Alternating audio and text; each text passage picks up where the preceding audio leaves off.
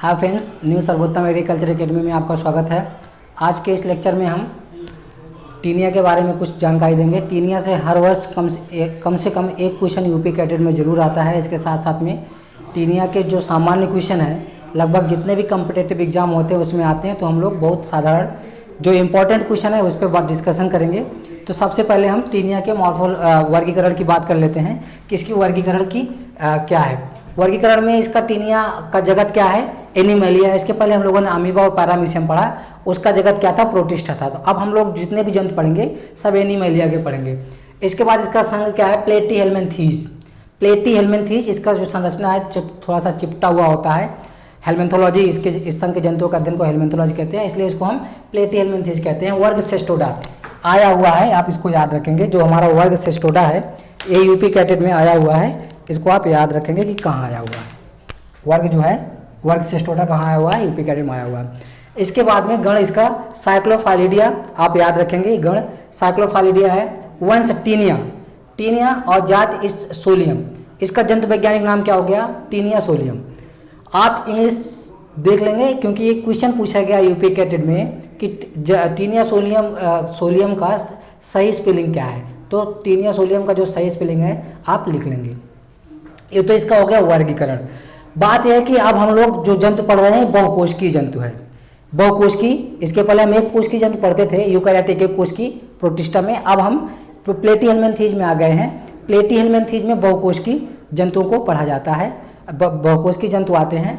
अब जो हमारा टीनिया है, टीनिया की हम मॉर्फोलॉजी की बात करते हैं। टीनिया का जो हेड है वो हम स्कोलेक्स कहलाता है। टीनिया का हेड क्या कहलाता है, स्कोलेक्स कहलाता है।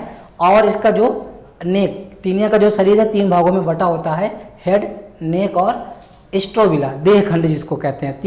टीनिया का शरीर 3 भागों में विभाजित होता है, सिर, गर्दन और देह खंड। सिर, गर्दन और देह खंड 3 भागों में विभाजित होता है। इसका जो सिर है उसको हम स्कोलेक्स भी कहते हैं।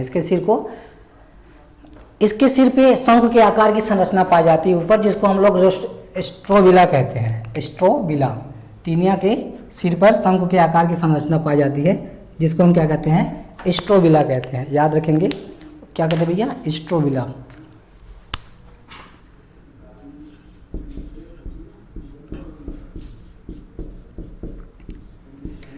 टीनिया के सिर पर आंत से चिपकने के लिए चूसकांग लगे हुए होते हैं। टीनिया के सिर पर आंत से चिपकने के लिए चूसकांग लगे होते हैं। टीनिया कैसा जंतु है, बहुकोशिकीय है, द्विलिंगी है, आप लिखते जाएंगे।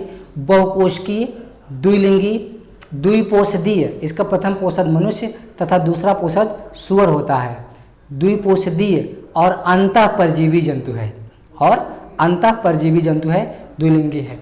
अब बात इसके स्ट्रोबिला की आती है। स्ट्रोबिला में जो खंडों की देखिए, इसका जो है शरीर खंडों में विभाजित है।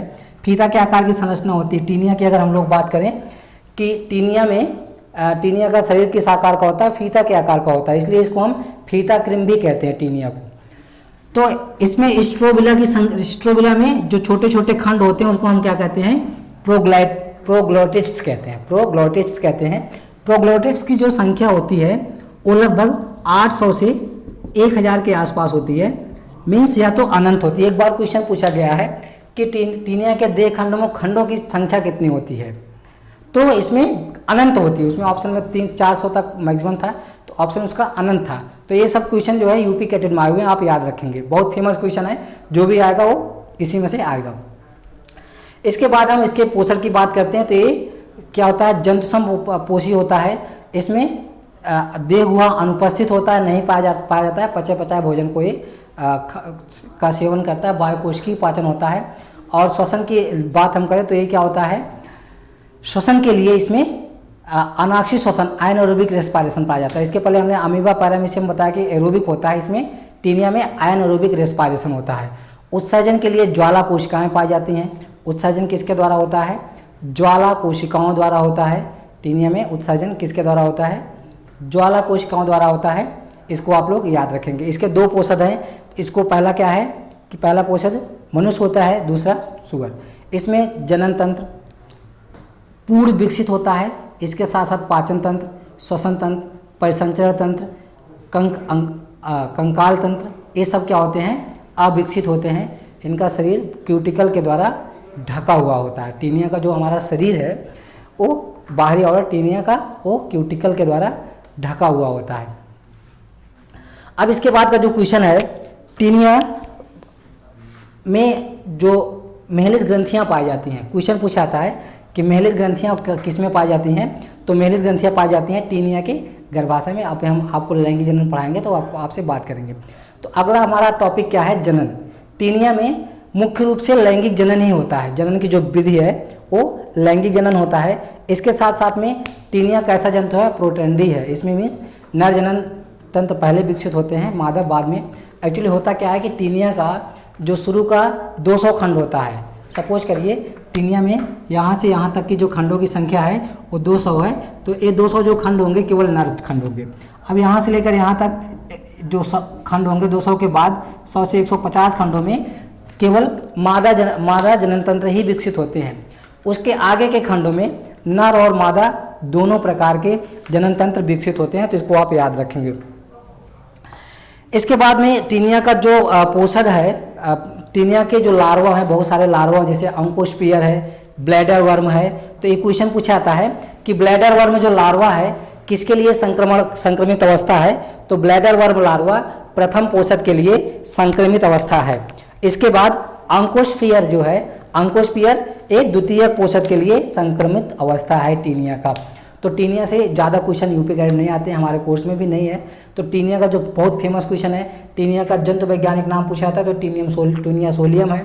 उसके बाद यह कैसा जंतु है, द्विलिंगी जंतु, ये भी पूछा जाता है। इसके साथ साथ में इसका वर्ग पूछा गया है, ठीक है, इसको आप याद रखेंगे। और ये द्विपोषित होता है, प्रथम पोषक क्या है, मनुष्य है, दूसरा पोषक शुअर है। टीनिया के लिए बस इतना ही, ज़्यादा सख्त क्वेश्चन नहीं आते हैं। आज के लिए बस इतना ही, धन्यवाद।